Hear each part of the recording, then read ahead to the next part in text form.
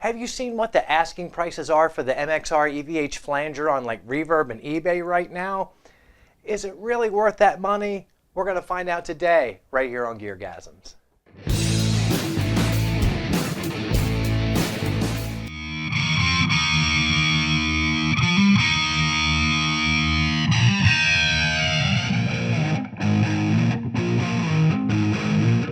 Hi everybody, welcome to GearGasms. I'm your host, Alan Barnes. Today we're going to take a look at the MXR EVH Flanger.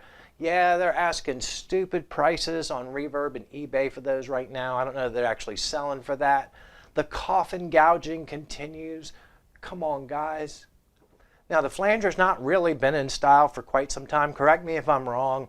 It's always been just a light seasoning.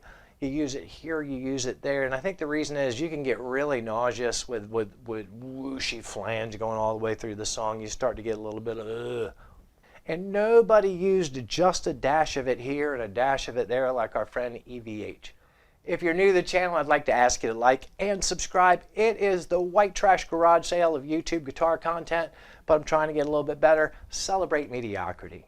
So let's not waste any more time. Let's get right into the pedal. 4 knobs across the top. We have manual, width, speed, and regen, which is short for regeneration. You got the little switch right here, turns it on and off. And then, of course, you got this EVH switch. All right, so those are the controls. Most of them, to me, and probably to you, seem pretty straightforward, but the mystery one over here was manual. It's like, what do you mean? Now, in the manual, ironically, it says it basically enhances or de-enhances certain high frequencies of the effect. So the best way I think just to hear the flanger is to hear it clean. I'm playing my trusty Fender Jazzmaster. It has split coil, so we'll be able to hear it both ways. Running into the Marshall SM57, a little bit of reverb in the loop. That's it.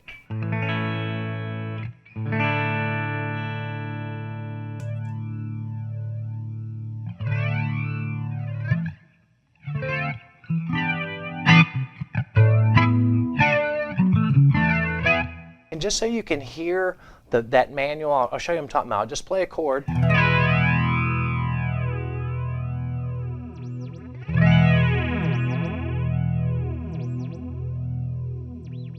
Now, all the way down, it seems to me like it's all top end, tone wide open.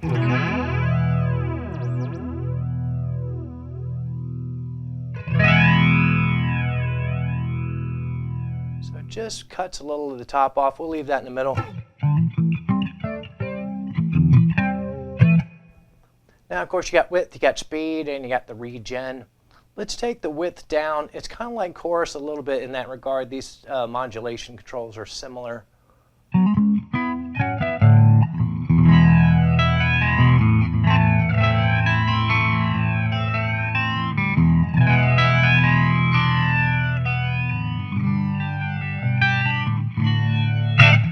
Mr. Don Henley gonna get me. So we'll go through the width. This is the most narrow.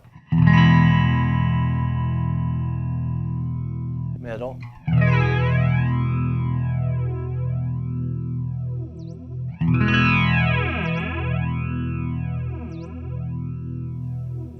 So the width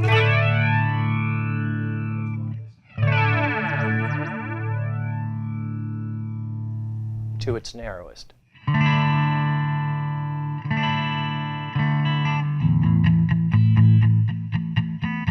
That's if you just want to add that little bit of kind of a jet, kind of real fun for percussion stuff. All right, so let's mess with the speed. We'll keep it middle wide.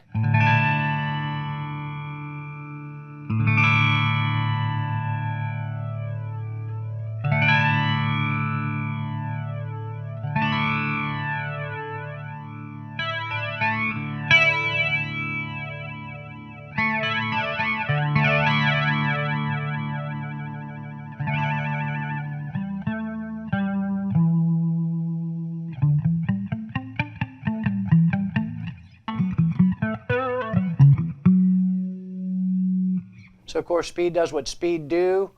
Let's keep the speed. This is the bass sound. Turn the regen down.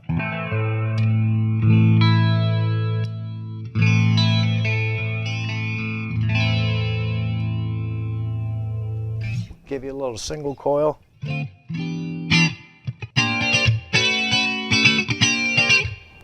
Lots of funky stuff you can do with it. Let's see what else we get. Regen, we're trying it from the lowest.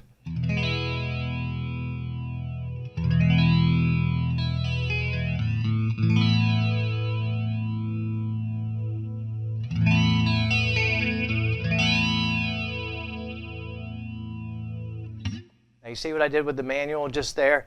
It needed a little more sparkle, so I give it to it.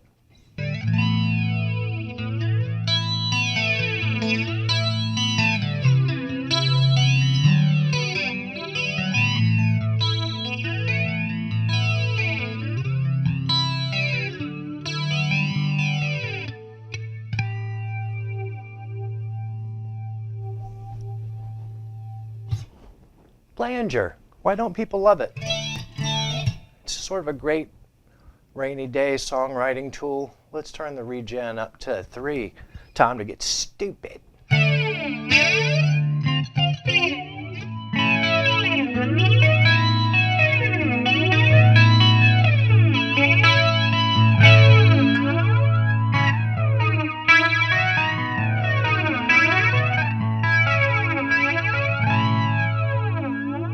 So you kind of see what the knobs do. They do what they do. I'll let you hear the EVH button on clean.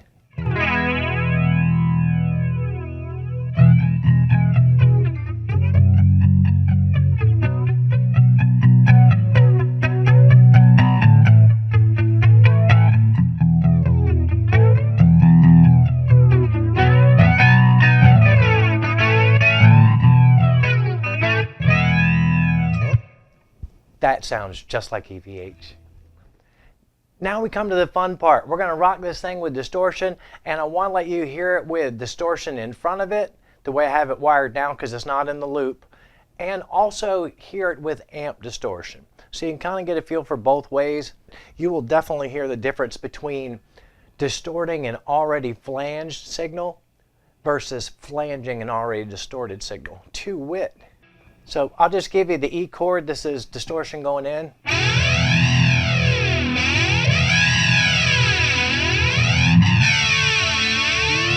You suck!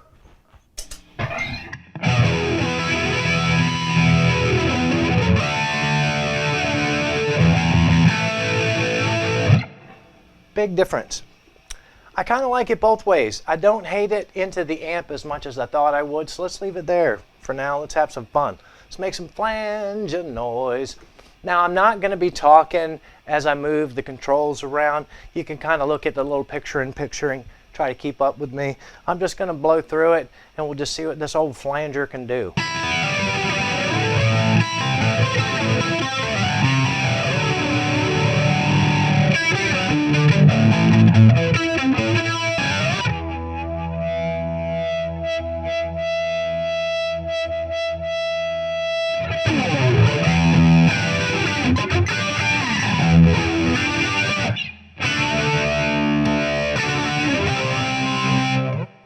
Now I was farting around with the coil tap. For gain and flange, for me, it's got to be the bucka. So I'm going to stay buckered. Let's buck. We don't have to give a...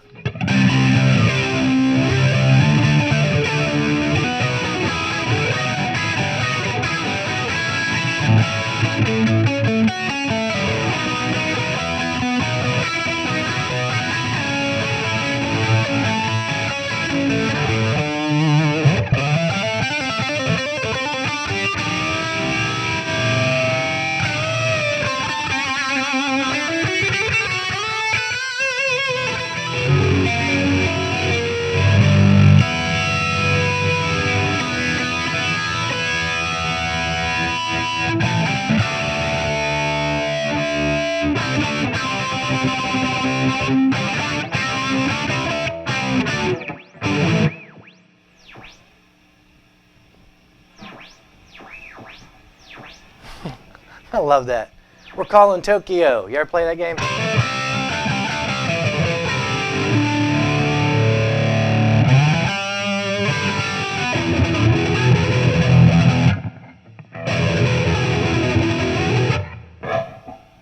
Copyright.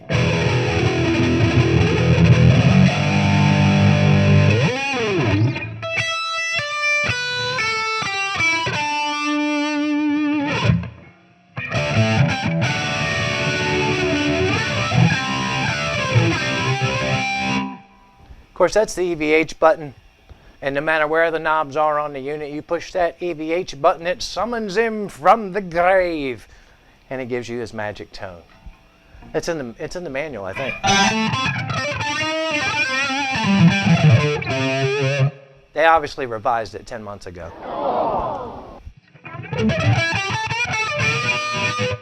Maybe that's why it's so expensive on Reverb.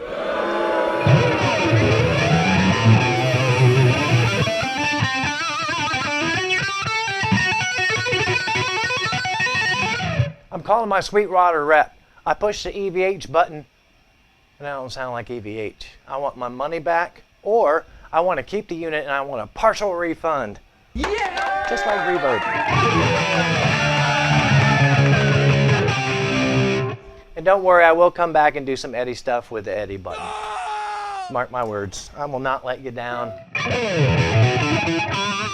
So let's go back to the this way.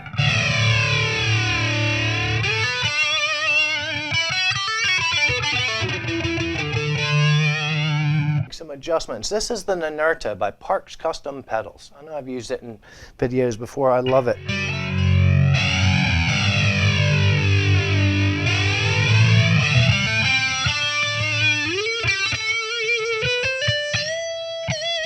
So again, this is distortion into it.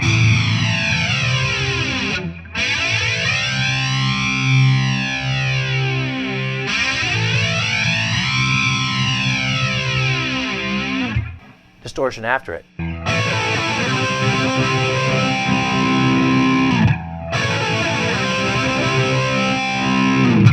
So in my mind, the distortion in front of it would probably sound more like it would sound in the loop.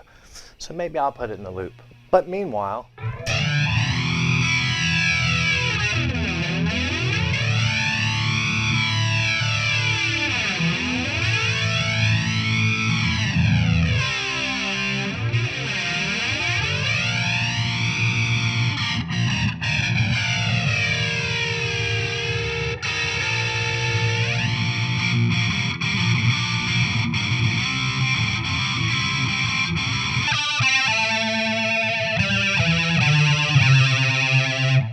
why do I want an effect that sounds like my natural vibrato?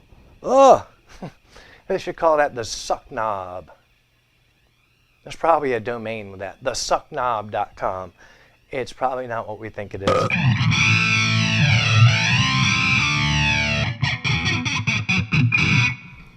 Have you seen Junior's grades? EVH stuff coming up. Of course, we know Eddie didn't keep the flanger on for any whole song, I don't think, all the way through.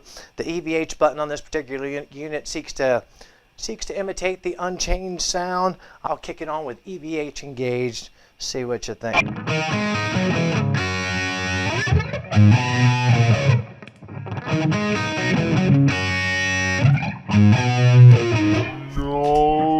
What a pain in the ass. I'd have my guitar tech do that. And when you think about it, how drunk Eddie was on the stage for much of his career.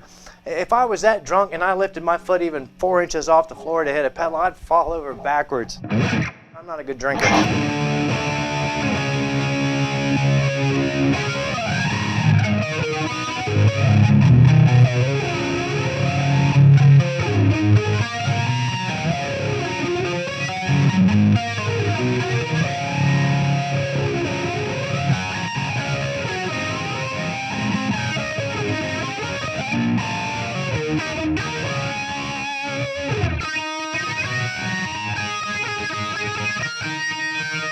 See that in the minicam? I got my circa 1982 kicks.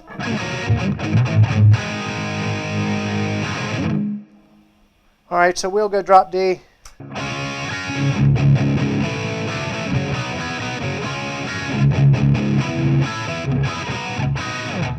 That's what it sounds like without the flange, but all he would do is go.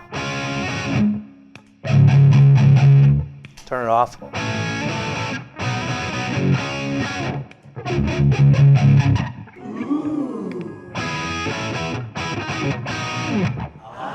That is such a pain in the ass. Let me try it with my left foot.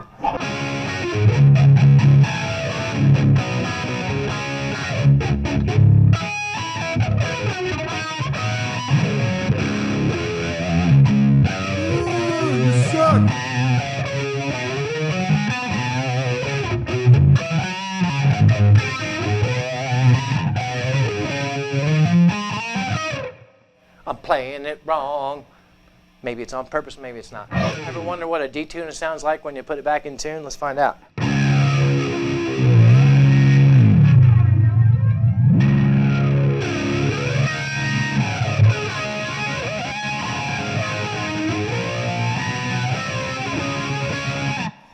See, it snapped it back in, the whole thing came back.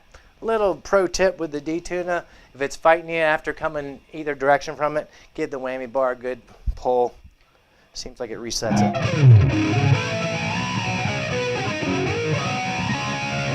We'll call this segment, What If Eddie Used Flanger on Everything?